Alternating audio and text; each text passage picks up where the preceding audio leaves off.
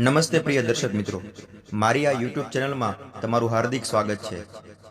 શ્રીમદ ભગવદ્ ગીતાના 18 અધ્યાયોની સફરમાં આપણે અત્યાર સુધીમાં 10 અધ્યાયોનું શ્રવણ પૂર્ણ કર્યું છે અને આજના આપણા આ વિડીયોમાં આપણે શ્રીમદ ભગવદ્ ગીતાનો 11મો અધ્યાય કે જેનું નામ છે વિશ્વરૂપ દર્શન યોગ તેનું શ્રવણ કરવાના છીએ।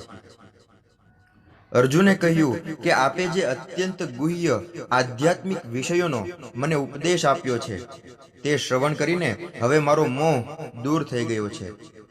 હે કમળનયન, મેં આપની પાસેથી જીવ માત્રના ઉત્પત્તિ તથા લય વિશે વિસ્તારપૂર્વક સાંભળ્યું છે અને આપના અક્ષય મહિમાનો પણ અનુભવ કર્યો છે। હે પુરુષોત્તમ, હે પરમેશ્વર, હું આપને સ્વયં આપના જણાવ્યા પ્રમાણેના આપના વાસ્તવિક રૂપને મારી સમક્ષ જોઈ રહ્યો છું। તેમ છતાં આપ આ દ્રશ્ય જગતમાં કેવી રીતે પ્રવેશ્યા છો એ જોવાની મારી ઈચ્છા છે। આપના એ સ્વરૂપના હું દર્શન કરવા ઈચ્છું છું। હે પ્રભુ, હે યોગેશ્વર, જો હું આપને આપના વિશ્વરૂપના દર્શનનો અધિકારી લાગતો હોઉં તો કૃપા કરીને મને આપના એ અનંત વિશ્વરૂપના દર્શન આપો। પૂર્ણ પુરુષોત્તમ પરમેશ્વર બોલ્યા, હે અર્જુન, હે પાર્થ, હવે તું મારી વિભૂતિઓને જો, સેંકડો હજારો પ્રકારના દૈવી તથા વિવિધ વર્ણોવાળા રૂપોને જો। હે ભારત, હવે તું અહીં આદિત્યો, વસુઓ, રુદ્રો, અશ્વિની કુમારો, મરુતો તથા અન્ય દેવોના વિભિન્ન રૂપોને જો। એવા અનેક આશ્ચર્યમય રૂપોને જો કે જેમને પૂર્વે કોઈએ ક્યારેય જોયા નથી કે નથી સાંભળ્યા। હે અર્જુન, તું જે કંઈ જોવા ઈચ્છે તે હમણાં જ મારા આ દેહમાં જો। તું અત્યારે અને ભવિષ્યમાં પણ જે જોવા ઈચ્છતો હોય તે સર્વ આ વિશ્વરૂપમાં જોઈ શકીશ। અહીં એક જ સ્થાનમાં સ્થાવર અને જંગમ બધું જ સંપૂર્ણપણે અવસ્થિત છે, પરંતુ તું મને તારી આ વર્તમાન આંખે જોઈ શકીશ નહીં, તેથી હું તને દિવ્ય નેત્રો આપું છું। હવે તું મારા યોગ ઐશ્વર્યને જો। સંજય બોલ્યો, હે રાજા, આ પ્રમાણે કહીને સર્વ યોગ શક્તિના પરમેશ્વર એવા પરમ યોગી ભગવાને અર્જુનને પોતાના વિશ્વરૂપનું દર્શન કરાવ્યું।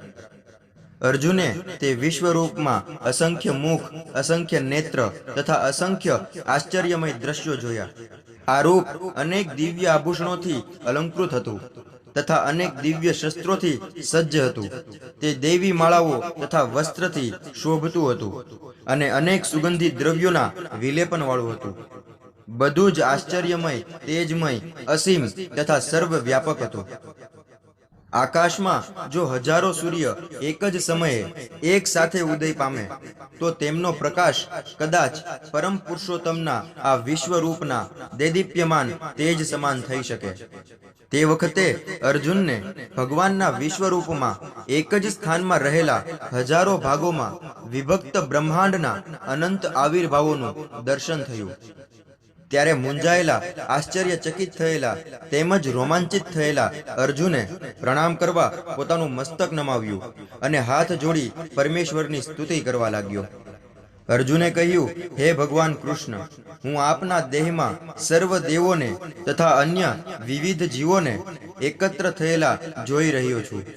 હું કમળના આસન પર બિરાજમાન બ્રહ્માજીને તેમજ શિવજીને તથા સર્વ ઋષિઓ અને દિવ્ય સર્પોને જોઈ રહ્યો છું। હે જગન્નાથ, હે વિશ્વરૂપ, હું આપના દેહમાં અનેકાનેક હસ્ત, ઉદર, મુખ તથા ચક્ષુઓને જોઈ રહ્યો છું કે જે સર્વત્ર વ્યાપ્ત છે અને જે અંતવિહીન છે। હું આપની અંદર અંત, મધ્ય કે આદિને જોતો નથી। આપના સ્વરૂપનું દર્શન કરવું દુષ્કર છે, કારણ કે તેનું દેદીપ્યમાન તેજ પ્રજ્વલિત અગ્નિ અથવા સૂર્યના અગાધ પ્રકાશની જેમ સર્વવ્યાપી છે। તેમ છતાં અનેક મુકુટો, ગદાઓ અને ચક્રોથી વિભૂષિત એવા એ તેજસ્વી સ્વરૂપનું હું દર્શન કરું છું। આપ જ પરમ આદ્ય શ્રેય તત્વ છો। આપ જ સમગ્ર બ્રહ્માંડના અંતિમ આશ્રયરૂપ છો। આપ જ અવ્યય છો અને પુરાણ પુરુષ છો। આપ જ સનાતન ધર્મના પાલક પુરુષોત્તમ પરમેશ્વર છો। આ મારો મત છે। આપ આદિ, મધ્ય તથા અંતથી રહિત છો। આપ અપાર મહિમાશાળી છો। આપની ભુજાઓ અગણિત છે અને સૂર્ય તથા ચંદ્ર આપની આંખો છે। હું આપના મુખમાંથી પ્રજ્વલિત અગ્નિ નીકળતો તથા આપના તેજથી આ સંપૂર્ણ બ્રહ્માંડને તપતું જોઈ રહ્યો છું. આપ કેવળ એક છો, તેમ છતાં આપ આકાશ તથા સર્વલોક તેમજ તેમની વચ્ચે રહેલા સમગ્ર અવકાશમાં વ્યાપેલા છો. હે મહાત્મા, આપના વિસ્મયજનક તથા ઉગ્ર રૂપને જોઈ બધા લોક ભયભીત છે. દેવોના સમૂહો આપના શરણે આવી રહ્યા છે અને આપનામાં પ્રવેશી રહ્યા છે. તેઓમાંના કેટલાક ભયભીત થઈને હાથ જોડી આપની પ્રાર્થના કરી રહ્યા છે. મહર્ષિઓ તથા સિદ્ધોના વૃંદો કલ્યાણ થાઓ એમ કહીને વૈદિક મંત્રોના ગાન વડે આપની સ્તુતિ કરી રહ્યા છે. શિવજીના સર્વ આવિર્ભાવો, આદિત્યો, વસુઓ, સાધ્યો, વિશ્વદેવો, બંને અશ્વની કુમારો, મરુદગણ, પિતૃગણ, ગંધર્વ, યક્ષ, અસુર તથા સિદ્ધદેવો એ બધા જ આપનું દર્શન વિસ્મયપૂર્વક કરી રહ્યા છે. હે મહાબાહુ, આપના આ અનેક મુખ, નેત્ર, બાહુ, જાંઘો, ચરણ, ઉદર તથા ભયાનક દાંતોવાળા વિરાટ રૂપને જોઈને દેવો સહિત બધા લોક અત્યંત વ્યથિત થયા છે. તે જ પ્રમાણે હું પણ વ્યથિત થયો છું. હે સર્વવ્યાપી વિષ્ણુ, આકાશને સ્પર્શતા અનેક તેજસ્વી રંગથી શોભતા આપને, આપના વિસ્ફરિત મુખોને અને આપના અત્યંત જ્યોતિર્મય નેત્રોને જોતા જ મારું ચિત્ત ભયથી વ્યગ્ર થયું છે. આથી હું મારા ચિત્તના ધૈર્યને કે શાંતિને હવે જાળવી શકું તેમ નથી. હે દેવાધિદેવ, હે વિશ્વના આધાર, આપ મારા પર અનુગ્રહ કરો. હું આ પ્રમાણે આપના પ્રલયાગ્નિ સમા મુખોને તથા વિકરાળ દાંતોને જોઈને સંતુલન જાળવી શકતો નથી. હું ચારે બાજુથી મૂંઝાઈ ગયો છું. ધૃતરાષ્ટ્રના બધા પુત્રો પોતાના સર્વે સહાયક રાજાઓ સહિત તથા ભીષ્મ, દ્રોણ, કર્ણ તેમજ અમારા મુખ્ય યોદ્ધાઓ પણ આપના વિકરાળ મુખોમાં પ્રવેશ કરી રહ્યા છે. તેમાંના કેટલાકના મસ્તકોને તો હું આપના દાંતોની વચ્ચે ચૂર્ણ થયેલા જોઈ રહ્યો છું. જેવી રીતે નદીઓના અનેક નીર સમુદ્રમાં પ્રવેશ કરે છે, તેવી જ રીતે આ સર્વ મહાન યોદ્ધાઓ પણ આપના પ્રજ્વલિત મુખોમાં પ્રવેશ કરી રહ્યા છે. જેવી રીતે ફુદા પોતાના વિનાશ માટે જ સળગતા અગ્નિમાં કૂદી પડે છે, તેમ હું બધા લોકોને પૂરા વેગથી આપના મુખોમાં પ્રવેશ કરતા જોઈ રહ્યો છું. હે વિષ્ણુ, હું જોઈ રહ્યો છું કે આપ પ્રજ્વલિત મુખોથી બધી જ દિશાઓના લોકોને ગળી રહ્યા છો. સમગ્ર બ્રહ્માંડને આપના તેજથી આવૃત્ત કરી અતિશય દાહક એવા ભયંકર રૂપે આપ વ્યક્ત થાવ છો.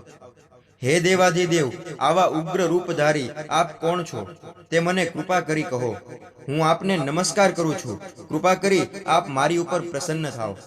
આપ આદ્ય ભગવાન છો. હું આપના વિશે જાણવા ઈચ્છું છું, કારણ કે હું આપની આ લીલા પ્રવૃત્તિની બાબતથી અજાણ છું. પૂર્ણ પુરુષોત્તમ પરમેશ્વર બોલ્યા, હું સર્વ વિશ્વોનો મહાવિનાશ કરનારો કાળ છું અને હું અહીં બધા માણસોનો નાશ કરવા આવ્યો છું. તમારા પાંડવોના સિવાય બંને પક્ષના તમામ યોદ્ધાઓ વિનાશ પામશે. માટે ઉઠ, યુદ્ધ કરવા કટિબદ્ધ થા અને યશ પ્રાપ્ત કર. તારા શત્રુઓને જીતીને સમૃદ્ધ રાજ્યને ભોગવ. મારી યોજના દ્વારા તો તેઓ બધા મૃત્યુ પામેલા જ છે. અને હે સવ્યસાચી, તું તો યુદ્ધમાં નિમિત્ત માત્ર થવાનો છે.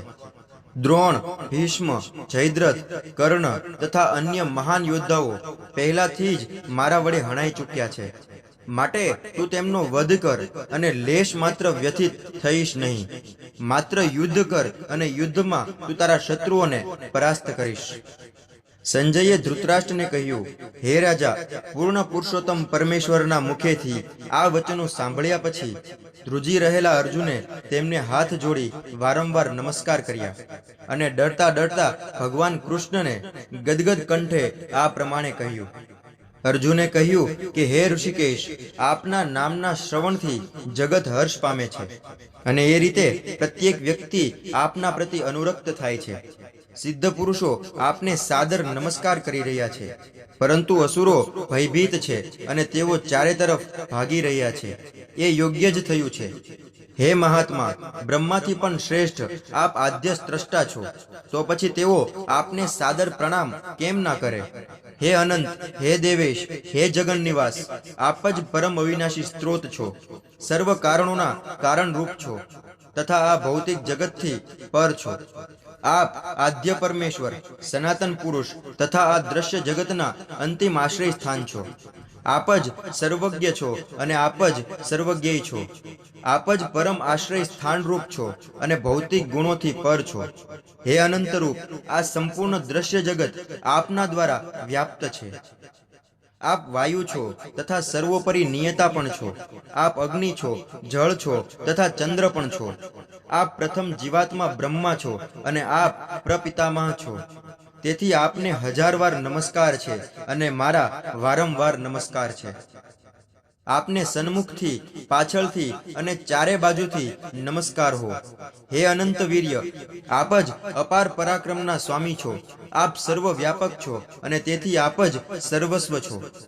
આપને મારા મિત્ર તરીકે માનીને મેં આપને હે કૃષ્ણ, હે યાદવ, હે સખા જેવા અવિચારી સંબોધનોથી બોલાવ્યા છે, કારણ કે હું આપના મહિમાથી અજાણ હતો.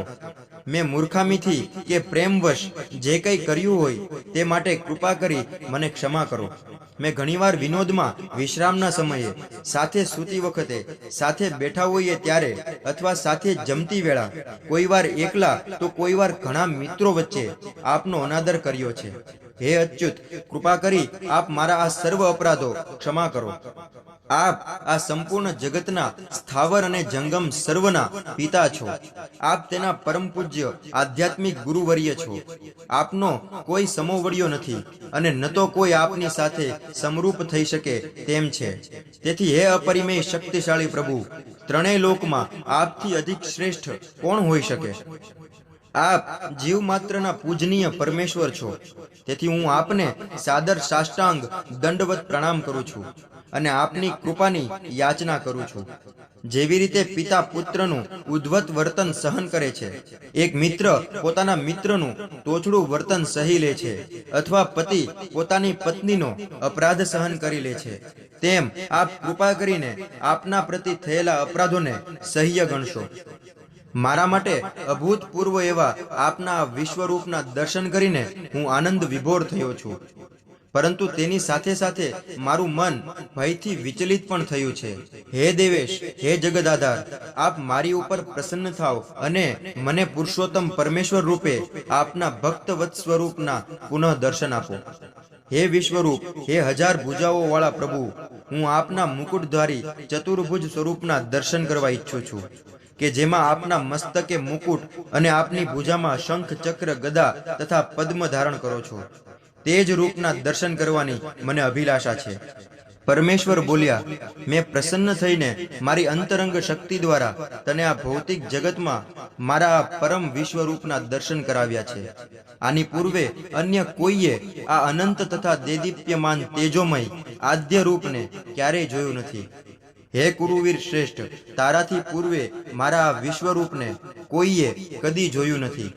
કારણ કે આ ભૌતિક જગતમાં મારા આ રૂપનું દર્શન ન તો વેદાધ્યયનથી કે ન તો યજ્ઞ કરવાથી કે ન તો દાનથી કે સત્કર્મ કરવાથી અથવા ન તો કઠોર તપ કરવાથી પણ થઈ શકે છે.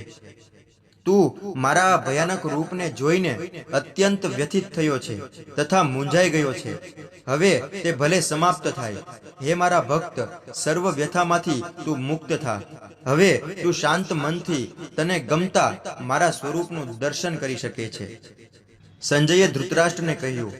અર્જુનને આ પ્રમાણે કહ્યા પછી પૂર્ણ પુરુષોત્તમ પરમેશ્વર કૃષ્ણે તેમનું સાચું ચતુર્ભુજ રૂપ દર્શાવ્યું અને છેવટે પોતાનું દ્વિભુજ રૂપ દર્શાવી ભયત્રસ્ત અર્જુનને ઉત્સાહિત કર્યો.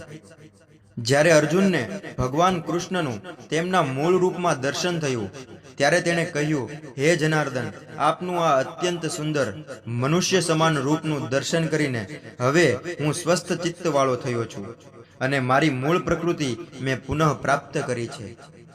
પૂર્ણ પુરુષોત્તમ પરમેશ્વરે કહ્યું, હે અર્જુન, તું અત્યારે મારા જે રૂપને જોઈ રહ્યો છે તેના દર્શન અતિ દુર્લભ છે. દેવો પણ આ અતિ પ્રિય રૂપના દર્શન કરવાનો અવસર સદૈવ શોધતા રહે છે. તું દિવ્ય દ્રષ્ટિથી મારા જે રૂપના દર્શન કરી રહ્યો છે તે માત્ર વેદાધ્યયનથી કે કઠોર તપ કરવાથી કે દાનથી અથવા પૂજા દ્વારા પણ પામી શકાતું નથી. આ બધા ઉપાયો દ્વારા મનુષ્ય મને મારા મૂળ રૂપમાં જોઈ શકતો નથી. હે અર્જુન, માત્ર અનન્ય ભક્તિ દ્વારા જ મને મૂળ રૂપમાં જાણી શકાય છે, કે જે રૂપમાં હું તારી સામે ઊભો છું, અને એ જ રીતે મારું પ્રત્યક્ષ દર્શન પણ કરી શકાય છે. કેવળ આ જ રીતે તું મારા વિશેના જ્ઞાનના રહસ્યોને પામી શકીશ. હે પ્રિય અર્જુન, સકામ કર્મ તથા માનસિક તર્ક વિતર્કના સંસર્ગ દોષથી રહિત થઈને જે મારી શુદ્ધ ભક્તિમાં પરાયણ રહે છે, જે મારે માટે જ કર્મ કરે છે, જે મને જ જીવનનું પરમ ધ્યેય માને છે, અને જે જીવ માત્ર પ્રતિ મૈત્રી ભાવ રાખે છે, તે નક્કી મને પામે છે. આ પ્રમાણે શ્રીમદ ભગવદ્ ગીતાનો વિશ્વરૂપ દર્શન યોગ નામનો 11મો અધ્યાય અહીંયા સમાપ્ત થાય છે. દર્શક મિત્રો, જો તમને અમારો આ વિડીયો પસંદ આવ્યો હોય તો લાઈક, શેર અને કમેન્ટ અવશ્ય કરજો, અને અમારી આ ચેનલને સબસ્ક્રાઇબ પણ જરૂરથી કરજો. ફરી મળશું આપણે શ્રીમદ ભગવદ્ ગીતાના 12મા અધ્યાય સાથે. ત્યાં સુધી નમસ્તે.